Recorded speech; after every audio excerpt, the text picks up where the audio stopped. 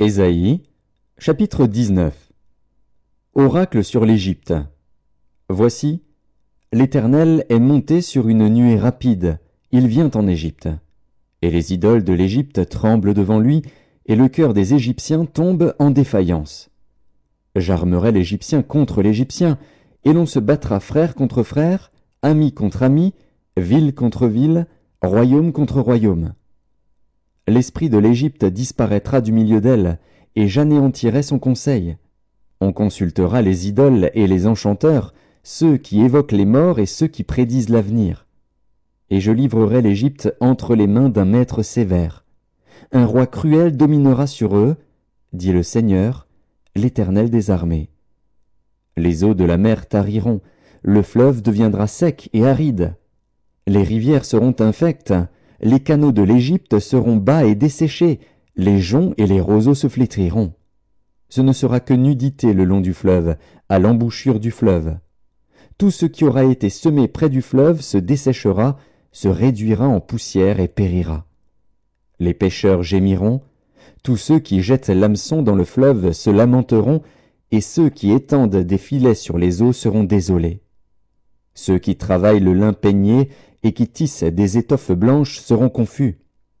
Les soutiens du pays seront dans l'abattement, tous les mercenaires auront l'âme attristée. Les princes de Tsoan ne sont que des insensés, les sages conseillers de Pharaon forment un conseil stupide. Comment osez-vous dire à Pharaon, « Je suis fils des sages, fils des anciens rois » Où sont-ils donc tes sages? Qu'ils te fassent des révélations et qu'on apprenne ce que l'Éternel des armées a résolu contre l'Égypte. Les princes de Tsoan sont fous, les princes de Noph sont dans l'illusion, les chefs des tribus égarent l'Égypte. L'Éternel a répandu au milieu d'elle un esprit de vertige, pour qu'il fasse chanceler les Égyptiens dans tous leurs actes, comme un homme ivre chancelle en vomissant. Et l'Égypte sera hors d'état de faire ce qu'ont fait la tête et la queue, la branche de palmier et le roseau. En ce jour, l'Égypte sera comme des femmes. Elle tremblera et aura peur, en voyant s'agiter la main de l'Éternel des armées, quand il la lèvera contre elle. Et le pays de Juda sera pour l'Égypte un objet d'effroi. Dès qu'on lui en parlera, elle sera dans l'épouvante, à cause de la résolution prise contre elle par l'Éternel des armées. En ce temps-là, il y aura 5 villes au pays d'Égypte qui parleront la langue de Canaan et qui jureront par l'Éternel des armées. L'une d'elles sera appelée ville de la destruction. En ce même temps, il y aura un autel à l'Éternel au milieu du pays d'Égypte, et sur la frontière un monument à l'Éternel.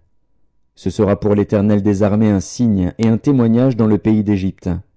Ils crieront à l'Éternel à cause des oppresseurs, et il leur enverra un sauveur et un défenseur pour les délivrer. Et l'Éternel sera connu des Égyptiens, et les Égyptiens connaîtront l'Éternel en ce jour-là. Ils feront des sacrifices et des offrandes, ils feront des vœux à l'Éternel et les accompliront.